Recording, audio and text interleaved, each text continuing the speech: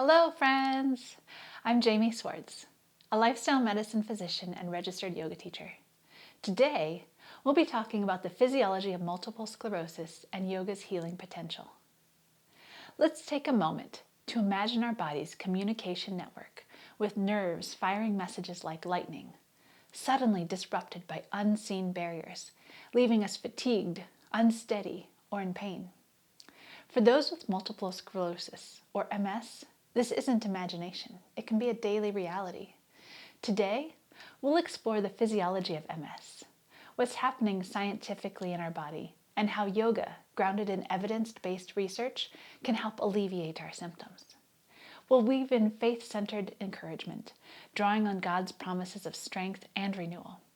And we'll cover key precautions for starting yoga safely. Let's move forward with hope and understanding. First, the physiology of MS. MS is an autoimmune disorder where the immune system mistakenly attacks the central nervous system, the brain, the spinal cord, and the optic nerves. Specifically, it targets myelin, the protective sheath around nerve fibers like insulation on electrical wires. When the myelin is damaged or destroyed through inflammation and demyelination, nerve signals can slow or stop, forming scar tissue called plaques or lesions. This leads to a range of symptoms: profound fatigue from energy inefficiency in nerves, muscle weakness or spasms from disrupted motor signals, numbness or tingling from sensory pathway interruptions, vision problems if the optic nerve is affected, and cognitive fog from brain involvement. Over time, axonal damage in the nerves can accumulate, especially in progressive forms like secondary or primary progressive MS, while relapsing, remitting MS features flare-ups and recoveries. Triggers can include genetics, environmental factors like smoking, vitamin D deficiency, infections, or even gut microbiome imbalances, fueling chronic inflammation by T cells and cytokines crossing the blood-brain barrier. This may sound complex, or perhaps you studied this previously in depth. At the core, MS disrupts the body's elegant wiring, challenging mobility, mood, and more. In this challenge, God still offers us profound comfort. As Isaiah 41:10 declares, "Fear not, for I am with you. Be not dismayed, for I am your God. I will strengthen you. I will help you." God sees the unseen battles in our bodies and promises to uphold us, turning weakness into a canvas for His power. Now you may ask, with all of this going on, how can yoga, a practice of breath, gentle movement, and mindfulness, step in to support those with MS? Yoga is not a definitive cure, but yoga can be a complementary practice to help reduce symptoms. Research highlights the benefits of yoga for MS, focusing on adapted, gentle forms, including restorative postures. Let's dive into the evidence. A systematic review and meta-analysis of yoga for MS found it significantly reduces fatigue, a top symptom with effects comparable to or better than conventional treatments and few side effects.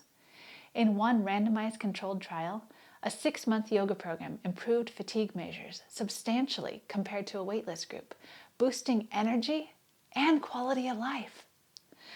Another 8-week integrative yoga study showed gains in physical performance like balance and walking, mental function, and overall well-being in those with moderate disability. Yoga also helps reduce depression, anxiety, and paresthesia, the pins and needles sensation, as seen in trials comparing yoga to aquatic exercise. Smaller studies report improvements in bladder function, pain, spasticity, and even sexual health among women with MS. A Rutgers study emphasized yoga's role in enhancing daily living, reducing stress, and fostering emotional resilience. Why? Well, yoga calms the autonomic nervous system, lowering inflammation and stress hormones, while improving neuroplasticity, helping the brain adapt around MS lesions. Even single sessions can help boost mood and vigor, as shown in acute studies.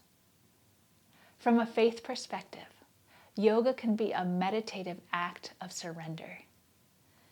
As we breathe deeply in a supported posture, it can be like resting in Psalm 46:10. Be still and know that I am God. It's not just physical. It's inviting God's loving peace into our body's storm, honoring the temple God gave us. Let's close by discussing a few precautions for safety as we begin our yoga practice. Consult your healthcare provider or neurologist before starting, especially if you have mobility issues or heat sensitivity. Begin slowly with easy seated or supported postures. I invite and encourage you to use props like bolsters, blankets, blocks, chairs, or walls for support, stability, and comfort. You may want to avoid hot yoga or Bikram styles, as heat can worsen symptoms like fatigue or weakness in many with MS. Be sure to listen to your body. Stop if you feel pain, dizziness, or increased spasticity. Postures should feel supportive, not straining. You may like to start with short sessions, 5 to 10 minutes or maybe 10 to 15 minutes, and build gradually. Consider practicing in a cool environment to prevent overheating and stay well hydrated. Remember, yoga is adaptable and you can easily do it from the home with this program. To summarize, MS attacks myelin and disrupts nerve signals, but yoga's proven benefits, reducing fatigue, enhancing mood, improving function, offer a gentle path forward. With precautions and encouragement, we can embrace renewal. We are resilient, upheld by a God who strengthens the weary. Thank you so much for joining me today. I hope to see you again soon. May God's grace guide your steps today.